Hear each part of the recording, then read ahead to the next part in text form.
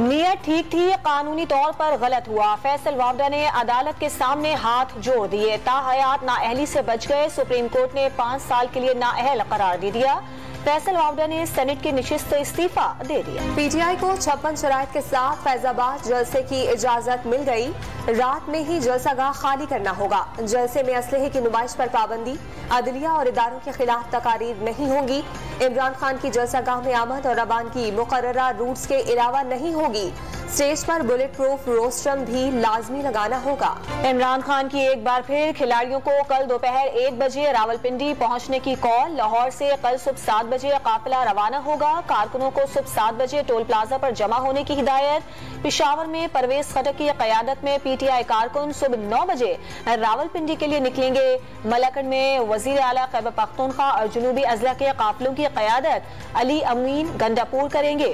اگر راستے بند کیے گئے تو وفاق ایکشن میں آئے گا، لاہور سے وزیر آباد تک لوگوں نے پی ٹی آئی کے لانگ مارچ کو مسترد کیا،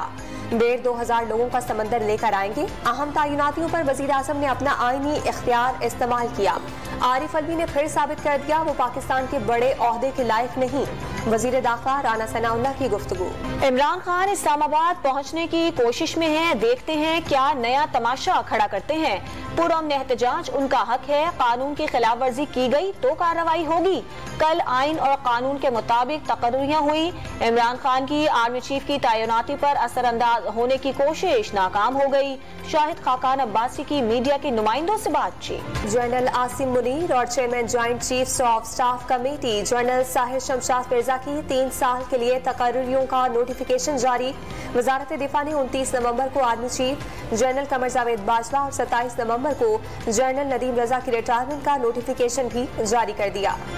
اہم عسکری تعیناتیوں کی وزیر اعظم کی سمری پر صدر عارف علوی نے دستخط کر دیے، جنرل ساحر شمشاد مرزا 27 اور جنرل عاصم 29 نومبر کو ذمہ داریاں سنبھالیں گے، دونوں جنرلز کی صدر عارف علوی اور وزیر اعظم شہباز شریف سے ملاقاتیں۔ Army chief general Qamar Javed Bajwa کے اہل خانہ کی ٹیکس معلومات لیک ہونے پر ایف بی آر افسران کے خلاف کارروائی، 2 ڈپٹی کمشنر ان لینڈ ریونیو کو عہدوں سے ہٹا دیا گیا، ہیڈ کوارٹر رپورٹ کرنے کی ہدایت، معاون خصوصی ریونیو طارق پاشا نے تحقیقاتی رپورٹ وزیر خزانہ کو پیش کر دی۔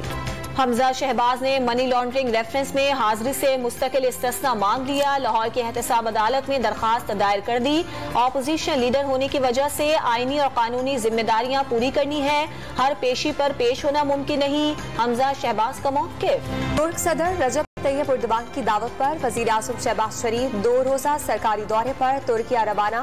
وزیر اعظم استنبول شپ یارڈ میں پاک بحریہ کے لیے 4 ملزم کارویٹ جہازوں میں سے تیسرے پی این ایس خیبر کا افتتاح کریں گے۔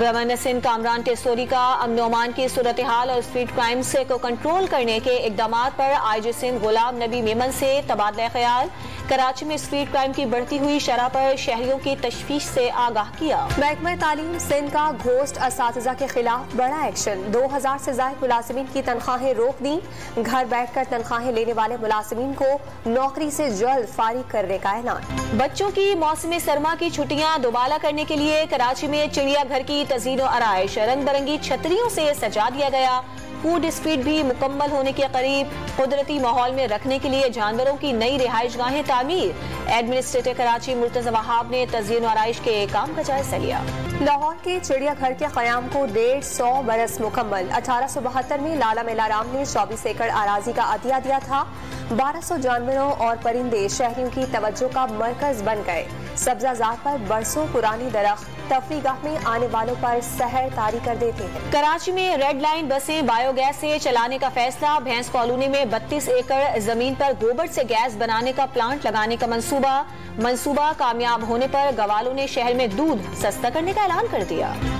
امریکہ میں ایڈلٹ سروائیورز ایکٹ نافذ، پہلا مقدمہ سابق امریکی صدر ڈونلڈ ٹرمپ کے خلاف قائم کر دیا گیا، ٹرمپ کے خلاف نیو یارک میں ریپ کا مقدمہ درج کر لیا گیا، 27 سال قبل نیو یارک کے ڈپارٹمنٹل سٹور میں امریکی مصنفہ کے ساتھ زیادتی کا الزام۔ گول بنانے کی machine Cristiano Ronaldo 5 world cup میں گول سکور کرنے والے دنیا کے پہلے فٹ بالر بن گئے، پرتگال اور سوئٹزرلینڈ نے اپنے میچز میں کامیابی حاصل کر لی، جنوبی کوریا اور یوروگوئے کا میچ برابر، برازیل کی کامیابی پر کراچی کے علاقے لیاری میں جشن۔